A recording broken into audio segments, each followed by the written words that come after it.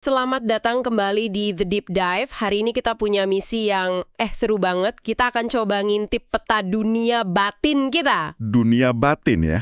Istilah yang pas. Iya kan?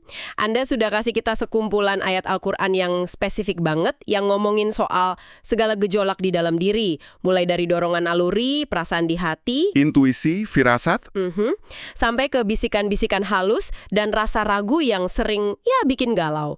Misi kita simple aja. oke? Kita nggak akan bahas tafsir sejarah yang berat, tapi kita mau coba ngulik bareng gimana sih ayat-ayat ini ngegambarin kerumitan yang ada di dalam kepala dan hati kita semua. Jadi kita fokus ke deskripsinya aja ya. Apa yang sebenarnya terjadi di dalam diri menurut teks-teks ini? Tepat, kita akan ketemu istilah-istilah kayak nafsu, kolb atau hati, firasat, ilham, was-was. Alias bisikan setan ya? Ada di dalam diri kita ini. Mari. Oke, pertanyaan pertama yang paling dasar.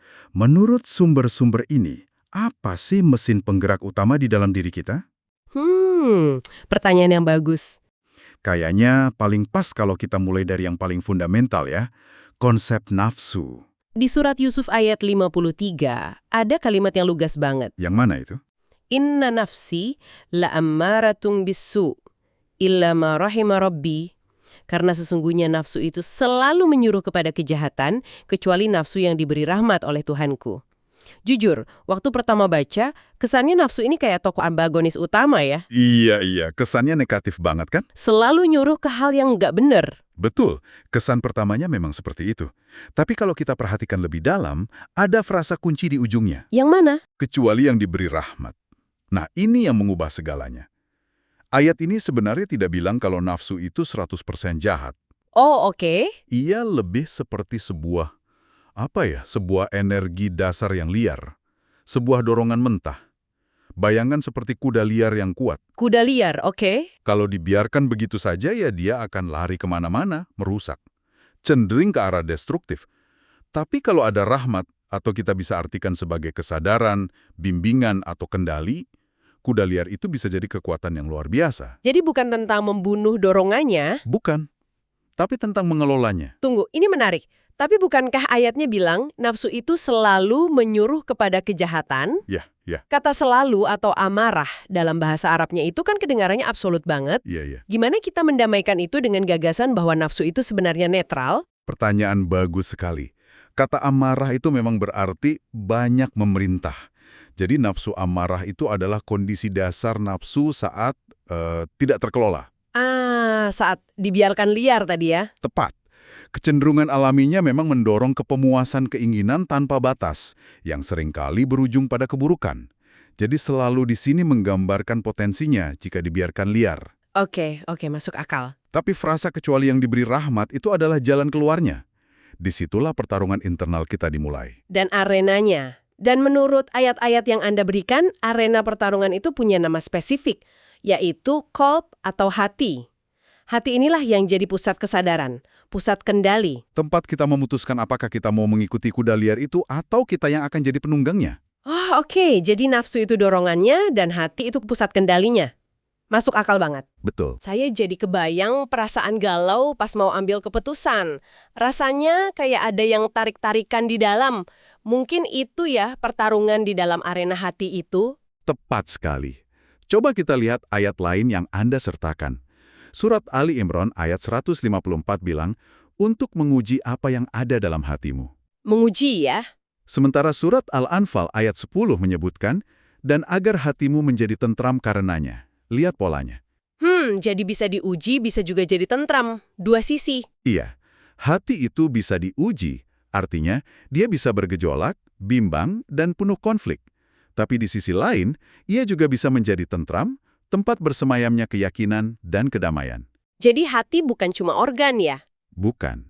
Ia sebuah medan dinamis tempat semua keputusan batin kita dibuat. Ia bisa jadi medan perang, tapi juga bisa jadi tempat perlindungan yang paling damai. Oke, jadi kita sudah bahas dorongan dari dalam diri, tapi kan seringnya penghalangan kita nggak cuma soal internal ya? Maksudnya? Kadang kita merasa ada sinyal yang datang dari luar, yang nggak bisa dijelasin logika, sesuatu yang kita sebut firasat atau intuisi. Oh iya. Gimana sumber-sumber ini menjelaskan fenomena itu? Saya langsung teringat kisah Nabi Yakub di surat Yusuf ayat 94. Ini salah satu contoh paling kuat. Yang tentang bau Yusuf itu ya? Nah, itu dia. Dia bilang, sesungguhnya aku mencium bau Yusuf sekiranya kamu tidak menuduhku lemah akal. Ini kan luar biasa ya. Luar biasa sekali. Dia mencium bau anaknya dari jarak ratusan kilometer. Orang di sekitarnya bilang dia sudah pikun, nggak masuk akal. Tapi dia tahu, dia merasa tahu. Itu contoh yang sempurna untuk menggambarkan apa itu firasat. Itu adalah sebuah bentuk pengetahuan yang tidak lewat panca indera konvensional. Bukan dari mata, bukan dari telinga. Bukan. Itu data batin yang diterima langsung oleh hati. Ini semacam koneksi spiritual mendalam yang, melompati proses analisis rasional. Makanya orang lain bilang lemah akal. Persis. Nah, penting untuk membedakan antara firasat ini dengan tingkatan petunjuk ilahi yang lebih terstruktur, yaitu ilham atau wahyu. Jadi apa bedanya? Kalau saya bayangin, firasat itu lebih kayak bisikan personal yang samar-samar, sementara wahyu itu lebih kayak memo atau email yang jelas dan detail gitu. Hahaha, analogi yang bagus sekali. Bisa dibilang begitu. Firasat, seperti yang dialami Nabi Yakub, itu sangat personal dan seringkali butuh keyakinan tinggi untuk mempercayainya. Harus yakin banget ya. Sementara wahyu, seperti yang disebut di surat An-Nahl ayat 43 tentang para rasul, itu adalah komunikasi ilahi yang jauh lebih jelas, terarah, dan punya misi spesifik. Itu tingkatan tertinggi. Oke. Tapi ada satu lagi sinyal ilahi yang menarik di antara keduanya, yang disebut sakinah atau ketenangan. Sakinah. Di surat Al-Fat ayat 18 disebutkan, lalu menurunkan ketenangan atas mereka. Sakinah ini bukan sekedar perasaan rileks. Bukan cuma tenang biasa. Bukan. Ini adalah anugerah ketenangan dan keyakinan yang istilahnya diinstal langsung ke dalam hati di saat-saat genting atau penuh tekanan, sebagai sebuah peneguhan dari Tuhan. Saya jadi teringat perasaan saat kita sudah berusaha maksimal untuk sesuatu, lalu pasrah, dan tiba-tiba ada rasa damai yang anehnya justru datang di tengah ketidakpastian. Rasanya tenang dan yakin, padahal situasinya masih kacau. Apakah itu bisa dianggap sebagai bentuk sakinah? Sangat mungkin. Itu adalah pengalaman di mana hati yang tadinya bergejolak, tiba-tiba menjadi tentram bukan karena masalahnya selesai. Tapi karena ada keyakinan dari luar ya. Betul, karena ada keyakinan yang ditanamkan dari luar diri. Jadi kalau kita petakan, ada firasat yang personal, ada sakinah yang menenangkan, dan ada wahyu yang merupakan petunjuk yang jelas. Semuanya sinyal positif yang bisa diterima hati. Tepat. Nah, kalau ada sinyal positif, logikanya pasti ada juga interferensi atau sinyal negatif kan? Tentu saja. Dan sumber-sumber ini belak-belakan banget soal ini, terutama tentang bisikan setan atau was-was. Sangat eksplisit. Saya perhatikan di surat Ali Imran ayat 155 ada detail yang tajam banget. Di situ dibilang, hanya saja mereka digelincirkan oleh syaitan disebabkan sebagian kesalahan yang telah mereka perbuat. Nah, itu kuncinya. Ini menarik. Artinya, godaan itu bukan serangan acak. Ia seperti hacker yang sudah tahu password kelemahan kita. Iya. Yang dieksploitasi dari kesalahan-kesalahan kita di masa lalu. Tepat. Ini bukan soal monster bertanduk yang memaksa kita, mekanismenya jauh lebih personal dan psikologis. Jadi dia pakai data lama kita ya? Iya, godaan itu bekerja dengan menargetkan rasa bersalah, penyesalan, atau kelemahan karakter yang sudah ada. Ia membisikkan narasi yang memanfaatkan celah itu. Lihat kan, kamu gagal lagi. Memang dasarnya kamu seperti ini. Wah. Dan kalau kita hubungkan ini ke gambaran besarnya, taktiknya bisa lebih canggih lagi. Coba perhatikan surat Al-An'am ayat 112. Yang bunyinya? Sebagian mereka membisikkan kepada sebagian yang lain perkataan-perkataan yang indah-indah untuk menipu. Tunggu, perkataan-perkataan yang indah-indah untuk menipu? Wah, ini benar-benar mengubah cara pandang. Bagaimana? Jadi godaan itu bukan seperti monster menyeramkan, tapi lebih mirip salesman ulung yang tawarannya terdengar sangat masuk akal. Bahkan logis dan menguntungkan. Persis. Wow, godaan yang paling berbahaya seringkali bukan yang terang-terangan jahat, tapi yang dibungkus dengan rasionalisasi yang terdengar bijak. Contohnya kayak gimana tuh? Ambil saja sedikit, kan hak kamu juga. Atau sekali ini saja, untuk kebaikan yang lebih besar. Itu adalah perkataan indah yang menipu. Menipu diri sendiri juga ya? Betul. Untuk melengkapi gambaran ini, sumber Anda juga merujuk pada konsep langkah-langkah setan dari surat An-Nur ayat 21. Ini menyeratkan bahwa kejatuhan besar jarang terjadi dalam satu waktu. Bukan proses instan. Ia adalah sebuah proses bertahap. Jadi ini bukan seperti jatuh dari tebing, tapi lebih kayak jalan pelan-pelan ke pinggirnya. Betul. Satu langkah kecil, kompromi kecil, terus satu lagi, sampai akhirnya kita nggak sadar udah di ujung tanduk. Dan bahayanya justru karena setiap langkah terasa sepele. Itulah mekanisme godaan yang paling efektif. Ia menormalisasi penyimpangan kecil. Demi sedikit, sampai standar moral kita bergeser tanpa kita sadari. Tepat. Jadi peringatannya adalah untuk waspada bukan hanya pada godaan besar, tapi justru pada bisikan-bisikan kecil yang kelihatannya tidak berbahaya. Itulah pintu masuknya.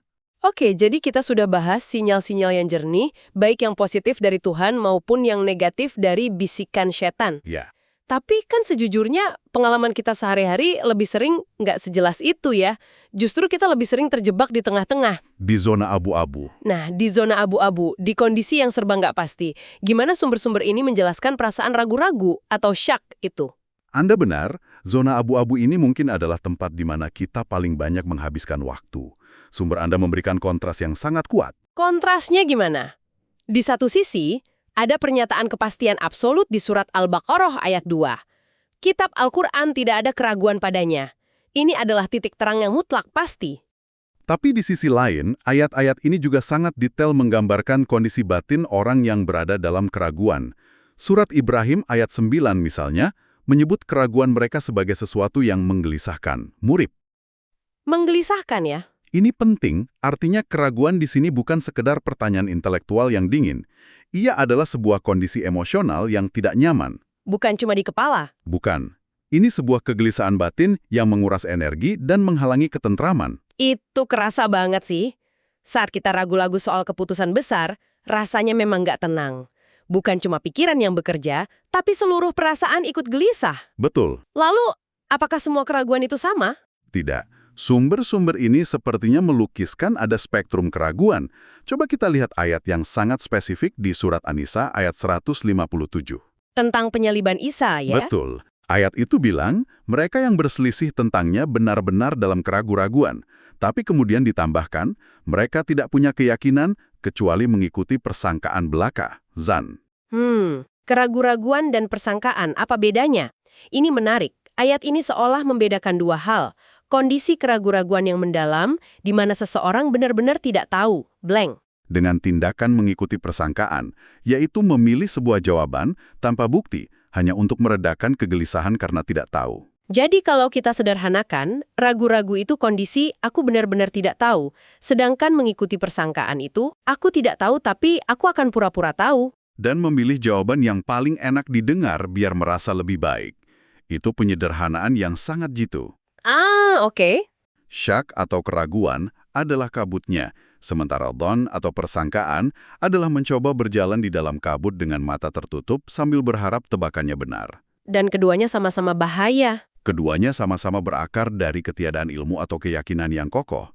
Secara keseluruhan, keraguan dalam konteks ini digambarkan sebagai penghalang utama untuk bisa menerima petunjuk. Seperti kabut tebal ya? Ya, seperti kabut mental tebal yang menghalangi cahaya masuk, membuat seseorang tidak bisa melihat jalan di depannya, dan akhirnya, terjebak dalam kelumpuhan atau mengambil keputusan berdasarkan tebakan semata. Jadi apa artinya semua ini bagi Anda? Setelah kita mengurai semua sumber ini, gambaran yang muncul buat saya adalah dunia batin kita ini seperti sebuah landscape yang sangat hidup, Sangat dinamis. penuh dinamika. Ada dorongan liar dari dalam yang perlu kita jinakan, yaitu nafsu, lalu ada arena utama yaitu hati, yang bisa jadi medan perang sekaligus tempat paling damai. Betul. Dari luar ada sinyal positif seperti intuisi, ketenangan yang diturunkan, dan ilham. Tapi di saat yang sama, ada juga interferensi dari bisikan-bisikan yang terdengar indah tapi menipu. Dan kabut keraguan yang bisa membuat kita tersesat. Tepat. Memahami peta ini rasanya membantu sekali untuk mengenali suara mana datang dari mana dalam kehidupan sehari-hari. Itu rangkuman yang sangat pas, sebagai pemikiran penutup untuk Anda renungkan. Silakan. Ayat-ayat ini menggambarkan hati bukan sekedar organ, tetapi sebuah pusat persepsi yang sangat canggih. Ia adalah antena yang bisa menangkap berbagai frekuensi. Frekuensi ilahi dan juga frekuensi gangguan. Betul. Frekuensi ilahi yang membawa ketenangan dan petunjuk, dan juga frekuensi gangguan yang membawa bisikan dan keraguan. Pertanyaannya kemudian bukanlah apakah kita merasakan hal-hal ini, karena gejolak ini adalah bagian dari menjadi manusia, itu pasti terjadi. Pertanyaan yang lebih penting adalah, Apa itu? di tengah semua suara ini, frekuensi mana yang kita pilih untuk kita perkuat volumenya, dan frekuensi mana yang kita biarkan membentuk siapa diri kita selanjutnya?